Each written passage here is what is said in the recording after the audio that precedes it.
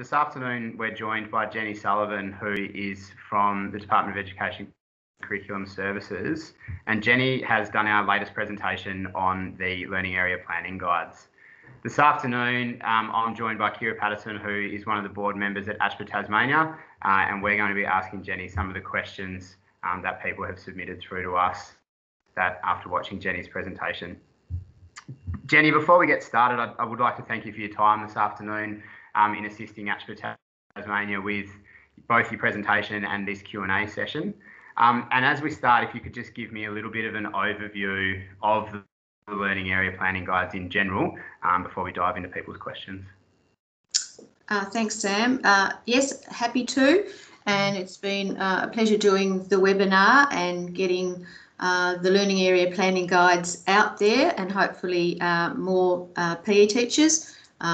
Also, classroom teachers of health have been able to view the webinar and find out a little bit more about them. So basically, the LAPGs, the health and PE ones, are similar to all of the Learning Area Planning Guides, in that they were created to support teachers here in Tasmania by sort of synthesising the content of the Australian curriculum so that it was more manageable in their practice of teaching.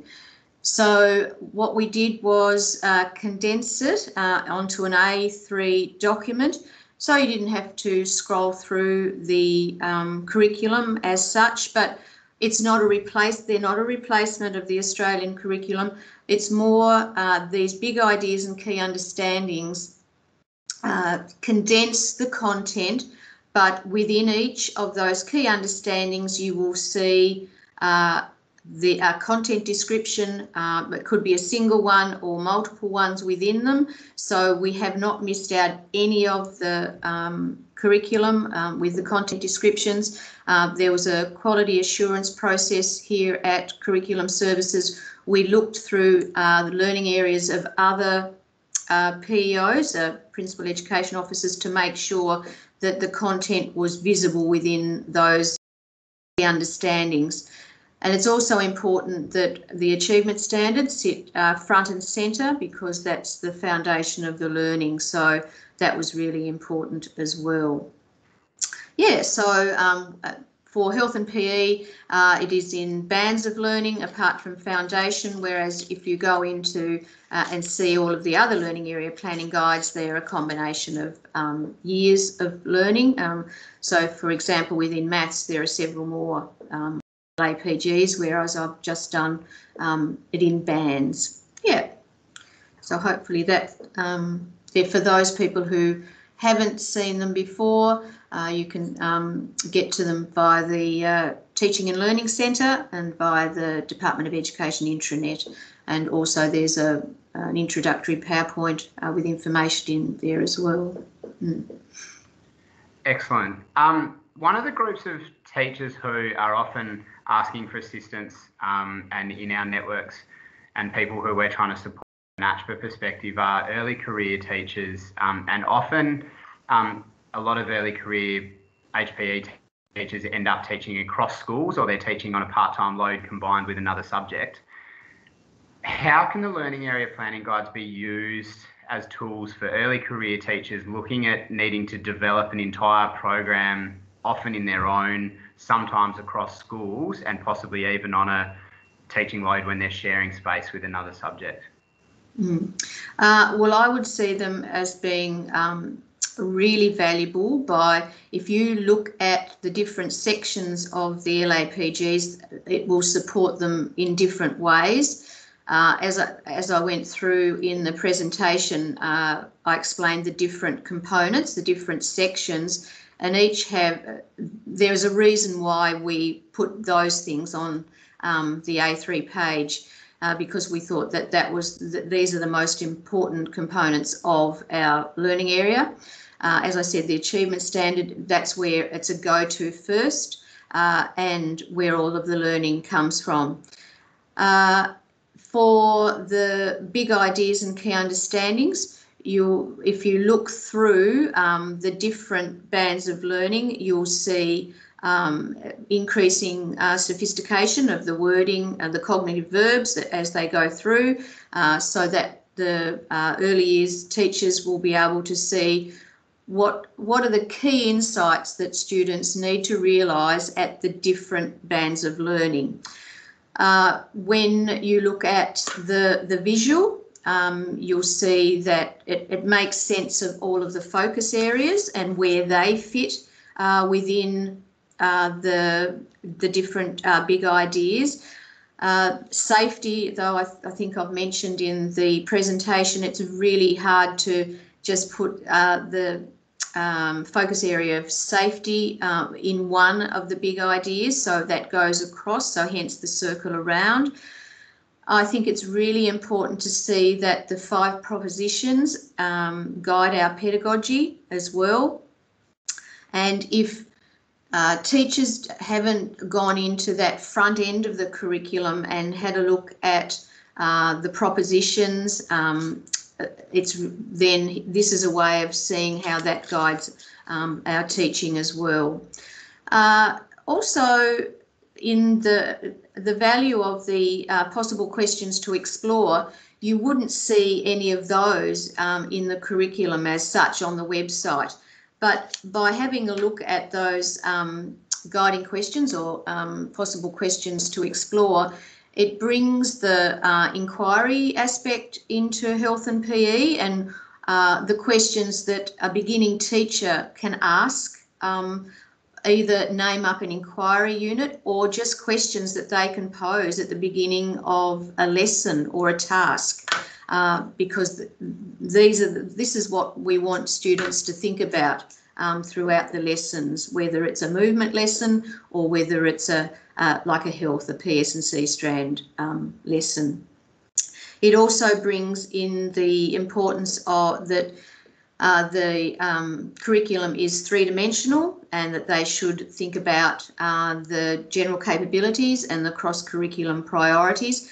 I mean, we couldn't go into naming these up on an A3 page. It just isn't possible, so that's why we've got hyperlinks to those as well. And as well as the vocab, if you go into the hyperlink to the glossary, that will help beginning teachers with what vocab is really important as students go across their schooling, and what's the vocab within health and PE as well. So I hope that's answered that too, or if I've gone off. No, that's great. Tell me. Can I just add to that as well, and I guess just ask a question that might unpack some of this. So you mentioned that like the achievement standards are front and centre there, and that's sort of straight from the curriculum. Yes. Those key understandings that have been developed through these learning area planning guides, is it designed in a way that all of those key understandings would link to all like aspects of the achievement standard? So you could take out a part of the achievement standard and link to a key understanding, yes, and do that for the entire achievement standard.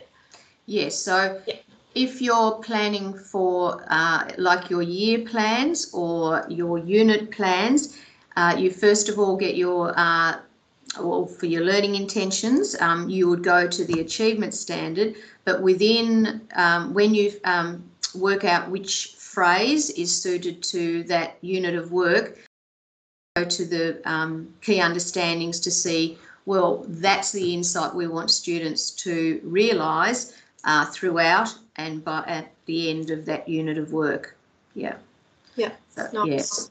Mm. And then those have been developed on combining some of the content descriptors of things. Yes. So rather than like you know that there are multiple content descriptions in the different bands of learning. So in these key understandings, I've combined some where I can, where there's a natural fit, but there are some that are standalone as well that you can't really combine with others. But our task was to really synthesise that curriculum so that teachers didn't feel like they had to tick off the content descriptions one by one, and what we say, silo them. We wanted them to, you know, join together. Mm.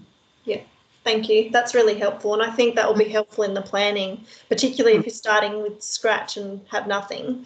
Yeah. I think starting with these planning guides and using the curriculum to help you alongside it. Oh, that's right. Synthesize some of that, give you a nice starting point. Yeah. It's also helpful. I've had health and PE teachers who are using the guides.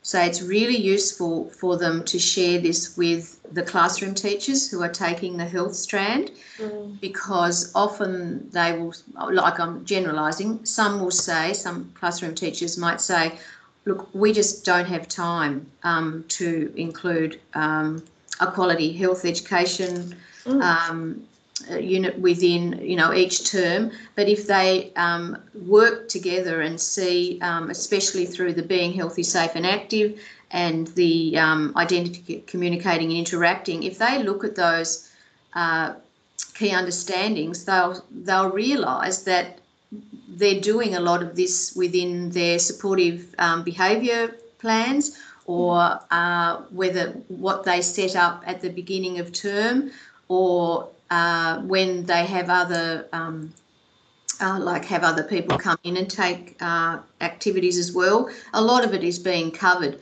but to go all through the curriculum, a classroom teacher might not have the time to go through each content description, but if they're presented with these, it's more manageable. Yeah, definitely.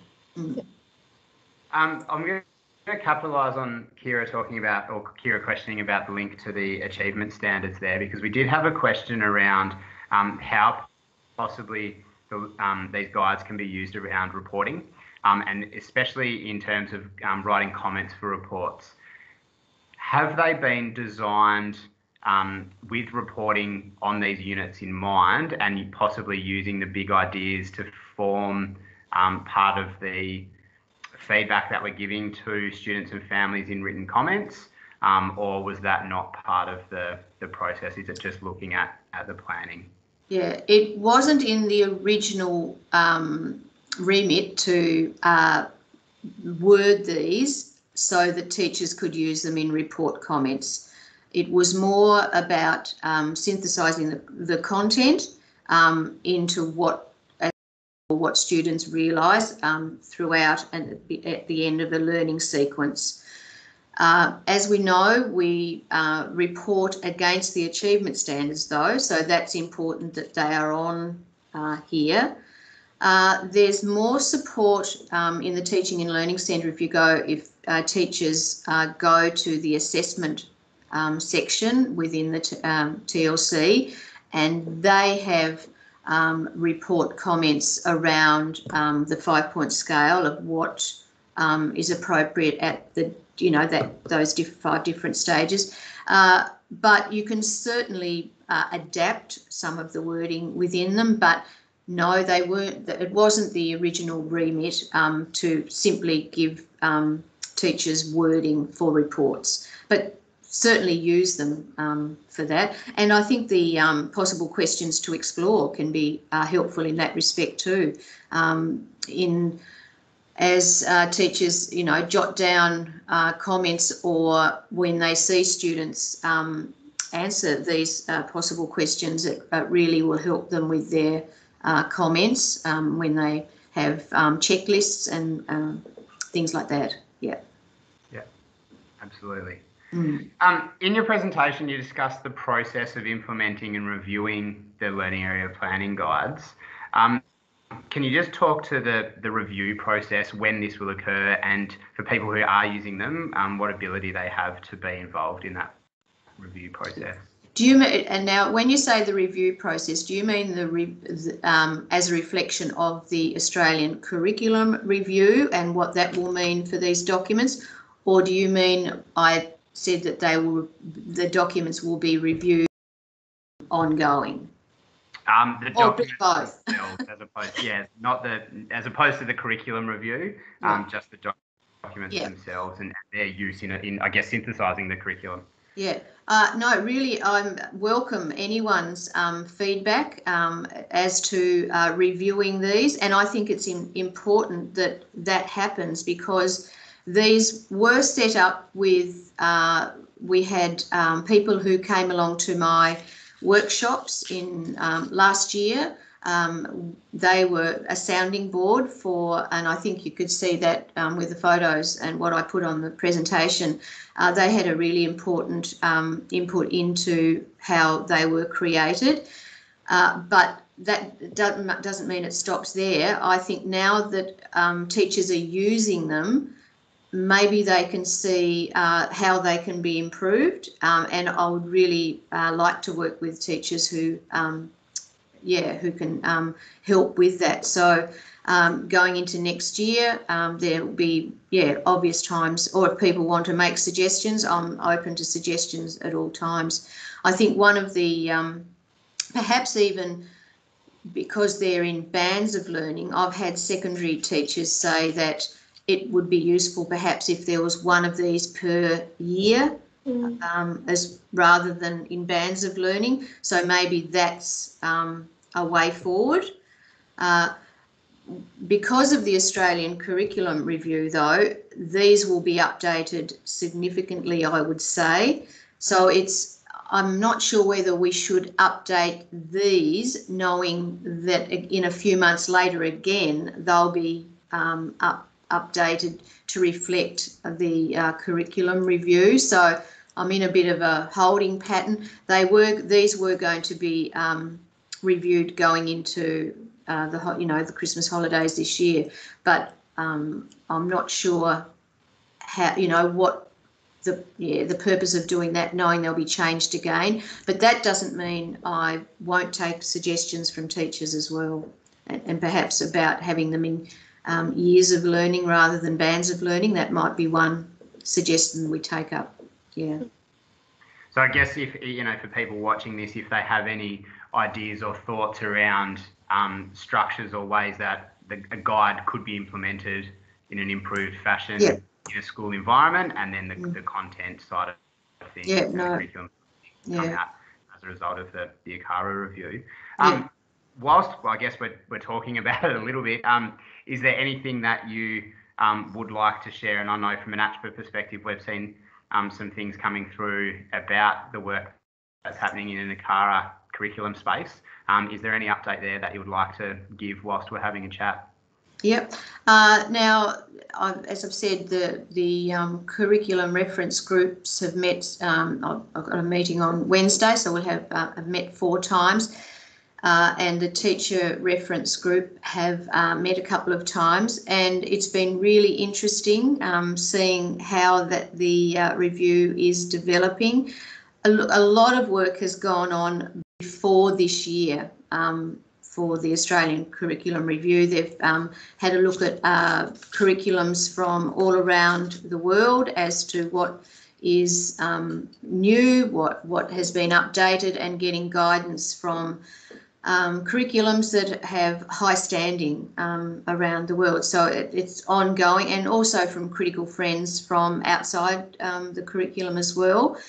Now, in all learning areas, how the review is being approached, if we're going to get rid of content that we don't want duplicated anymore, or that it's not relevant, then we need a process around how we do that. So it's going down the line of key concepts. What is the essential learning that we see is important to our learning area? So we're going through that process now. And it's interesting, of course, that they're going down the line of key concepts, which is similar to those big ideas and key understandings that we've been doing in our learning areas here. So the Learning Area Planning Guide. So we think we're ahead of the game there. And a lot of the key concepts are similar to what has been named up in these Learning Area Planning Guides. So we're really proud. The other Principal Education Officers are really proud that the work that we've been doing is in sync with what's going on at a national level. Having said that, there are changes all the time with what's happening in the review. So the core concepts that they've named up, It doesn't mean that they're going to change the structure of the curriculum, but it means that the core concepts that they've named up is going to help the review people as what is the essential learning, and then what content descriptions should we still include, or where is there duplication, or where there is ambiguity as well. Some of the content descriptions, there is ambiguity around what they mean, and so hopefully all of those things will be resolved by the time 2021 has finished, and that people can read the curriculum and it's more readable, and also the online platform, the actual website will be much easier to navigate as well. Just the navigation of the curriculum will hopefully be improved as well. Yeah, if that makes sense. Yeah. Yeah. Sorry, Kira. And then your learning area planning guides will be updated after that process occurs as well. Well, yes, but hopefully by the time the curriculum review is launched in early 2022, because all of the principal education officers are on the curriculum reference groups for the review, we see what is being changed before general teachers. So we will be ready with the learning area planning guide update, hopefully at the same time as the review is out there. So there won't be that lag between teachers seeing the new website and seeing what the review looks like, and then waiting for new learning area planning guides. Hopefully they'll be out at the same time. Well, that's our aim. Yeah. Yeah. Excellent.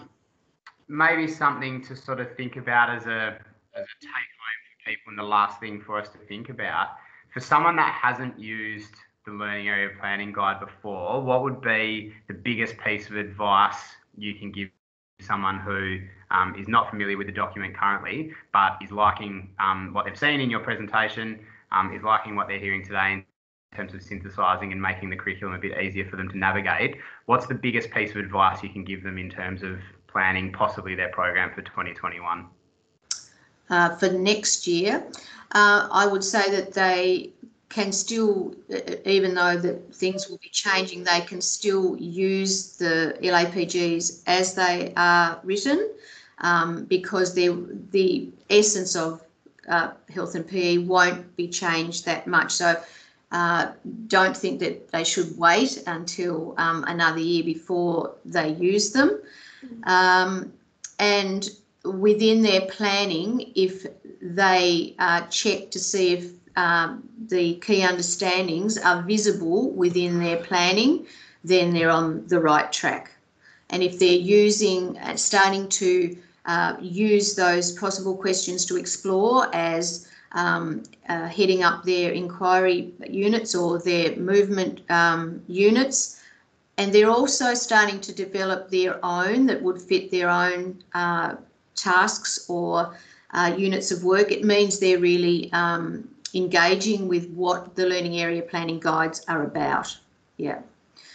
There are unit templates that can be used as well. So if teachers want support around those, then I'm welcome. I'm very happy to help them with that. Yeah. Excellent, thank you. That's all the questions I have. Kira, is there anything else that you wanted to mention or touch base before we wrap things up? No, I'm all done. That's been great, Jenny. Excellent. Thank you so much for your time this afternoon, Jenny. And Kira, I appreciate in the north of the state's public holiday as well. So thank you for your time today. Yeah, as I said, we really appreciate the effort, Jenny, that you've gone to in terms of presenting the webinar session for us and then having a chat about application and use of the planning guides to answer those few questions that we did have come in. And hopefully if people have any more questions or there is anything else that people would like or need clarified, they can either do that through contacting us at ACHPER or contacting you in your role.